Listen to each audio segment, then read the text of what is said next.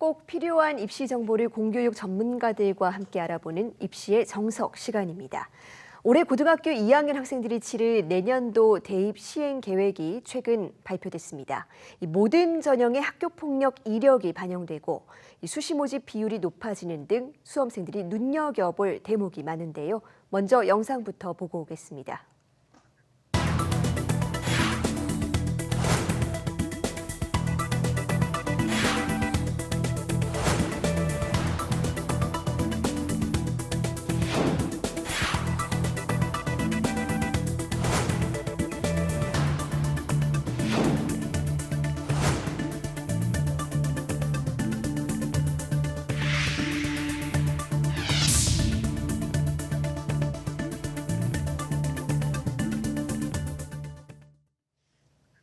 네, 2026학년도 대입 시행 계획 경기 남양주 다산고의 조만기 선생님과 자세히 짚어보겠습니다. 선생님 어서 오세요. 안녕하세요.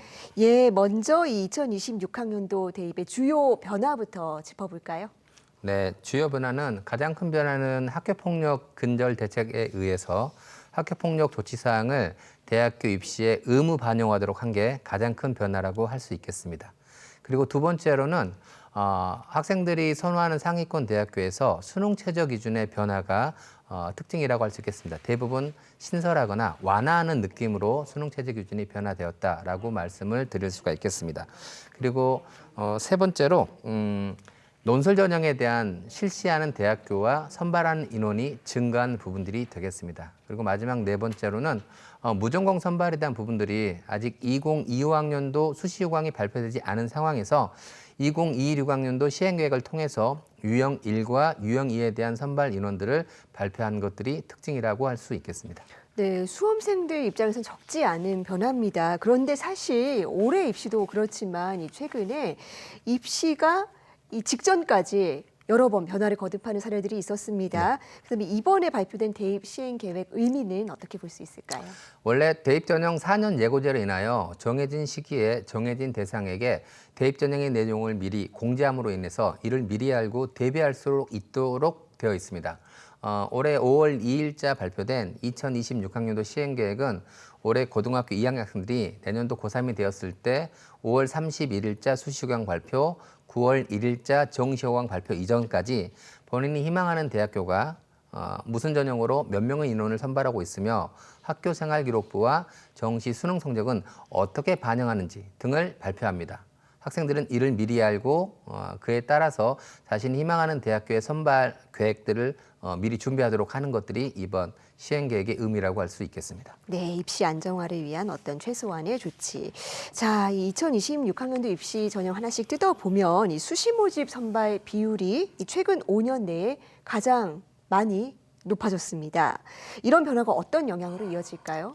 실은 이게 입학사정관제가 시행되는 그때부터 수시 전형은 계속해서 꾸준히 늘어왔거든요. 다만 2019년 11월 달에 발표된 대입 전형 공정성 강화 방안 때문에 2022학년도에 잠시 75.7%로 주춤했었습니다. 다시 계속 늘어서 올해는 79.9%의 수시 선발 비율을 보이고 있습니다. 특히 이건 수도권 대학교와 비수도권 대학교의 차이가 큰데요. 비수도권 대학교 같은 경우는 올해 90.2%로 역대 가장 많은 수시 선발 비율을 보이고 있습니다. 이러한 이유는 학생 수 감소가 특히 비수도권 지역에 더 많이 강화되고 있는 부분들, 그리고 수능에서 졸업생들이 많이 응시하는 상황에서 재학생들의 수능 성적을 확보하기 어려운 부분들, 이런 것들을 반영해서 비수도권 대학교가 먼저 수시에서 선점하려는 어떤 그러한 이유 때문에 이러한 상황들이 발생되었고요. 그러다 보니까 현재 대학교 입시는 수시 중심의 입시라고 할 수 있겠습니다. 따라서 학생들 입장에서는 본인이 희망하는 대학교를 수시에서 원하는 결과를 얻기 위한 준비를 하는 것들이 바람직하다라고 할 수 있겠습니다. 네, 그렇다면 또 이 내년 입시에서 전형별로 주목할 만한 변화 어떤 것들이 또 있을까요?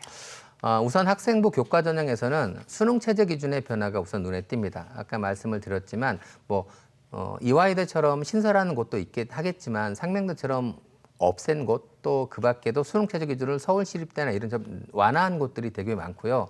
그리고 이제 두 번째 특징은 뭐가 있냐면 그 교과 평가라고 해서 수시에서도 단순히 숫자가 좋은 친구를 무조건 합격하는 게 아니라 자신이 지원한 학과에 어울리는 숫자인지를 판단하는 그런 서류 평가 방식들을 학생부 교과 전형에서도 계속 실시하는 대학들이 늘어나고 있는데 올해 강원대학교하고 서울시립대가 더 추가된 부분들도 특징이라고 할 수가 있겠습니다. 마지막으로 그 비수도권 의예과에서 지역인재적인 교과 전형에서의 수능 최저 기준이 완화된 부분들도 역시 학생부 교과 전형에서 눈여겨볼 부분입니다. 네, 최저 기준 조금 더 섬세하게 살펴봐야 네. 되겠네요. 자, 의대 증원도 수험생들 입장에서 굉장히 관심이 높은 주제입니다. 법원이 정부 손을 최근에 들어주면서 이 증원 정책이 일단은 그대로 갈 것 같은데 올해는 증원 규모가 예상보다 조금 줄었지만 내년에는 2,000명 그대로 가겠다고 얘기하고 있는 상황입니다. 자, 수험생들 어떻게 대비해야 될까요?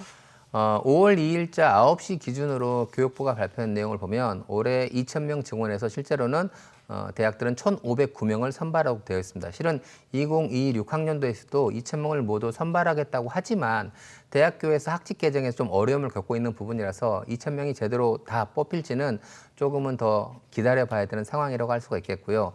다만 올해 갑자기 의대 인원을 늘리면서 전형 방법 자체는 바꿀 수가 없거든요.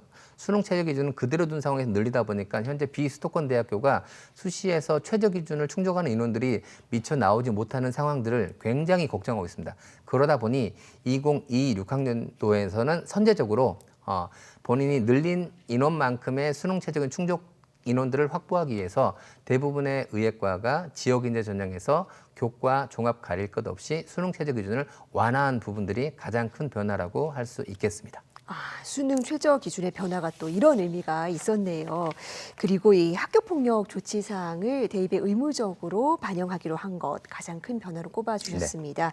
이 모두 같은 방식으로 적용되는 겁니까? 대학마다 조금 반영하는 방식이 다릅니다. 크게 두 가지로 구분할 수 있겠는데요. 먼저 첫 번째는 서면사과 1호부터 강제퇴학 9호까지 이 모든 그 기준에 대해서 차등적으로 일정하게 모든 전형에 동일하게 감점 처리하는 방식으로 운영하는 대학교들이 있고요. 두 번째는 모두 같은 기준으로 반영하는 게 아니라 이걸 전형별로 학생부 종합에서는 정성평가로 활용하되 정량평가 전형인 교과, 수능, 논술에서만 감점 처리하는 이렇게 두 가지 방식으로 나눠서 하는 대학교들 크게 두 가지로 구분할 수 있습니다. 다만 이 학교폭력 조치 사항이 학교 생활기록에 기재되는 시기가 과거 2년에서 4년으로 늘었거든요. 그러다 보니 모든 전형의 모든 대학에서 반영을 하다 보니 아무래도 학교폭력 조치 사항이 학교 생활기록부에 기재된 학생들, 수험생 입장에서는 대학교 입시에 많은 어려움이 예상되는 상황입니다. 네, 그렇습니다. 사실 이 수험생들 입장에서 이 부분이 가장 궁금할 수도 있을 것 같아요. 이 무전공 선발, 이 확대한다는 기존이 있는데 올해 입시에서는 그렇게 큰 변화는 없었던 것 같습니다. 내년엔 어떻습니까?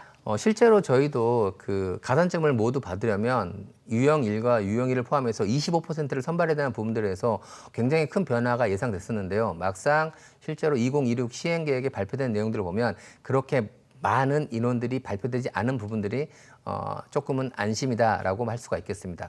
그리고 어떤 전형으로 선발할 것인가에 대한 부분들도 많은 관심이 있었는데요. 한 상위 15개 대학교를 기준으로 말씀을 드리면 역시 정량평가인 정시 수능에서 가장 많은 인원을 배정했습니다.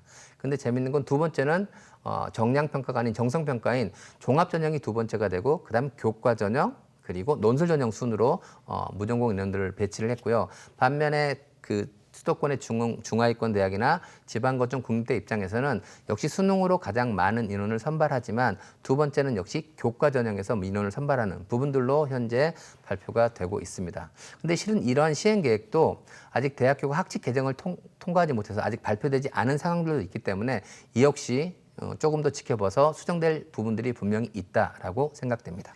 예, 지금 이 전반적으로 계속 이 여전히 변화의 부분이 있다라고 거듭 말씀을 해주고 계십니다. 그렇다면 수험생들 입장에서는 조금 불확실한 부분이 있는데 지금부터 어떤 전략을 세우는 게 좋을까요?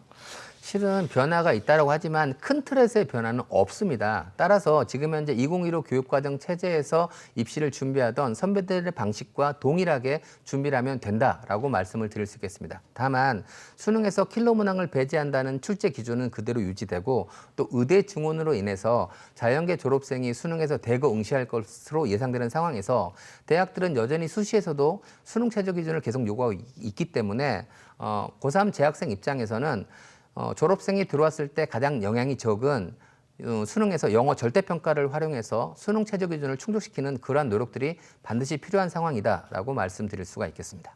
네, 굵직한 변화들이 예정돼 있기는 하지만 이 전형별 특징 그리고 자신의 강점을 잘 파악하면은 모두가 원하는 결과에 닿을 수 있으리라고 믿어봅니다. 네. 선생님 오늘 말씀 고맙습니다. 감사합니다.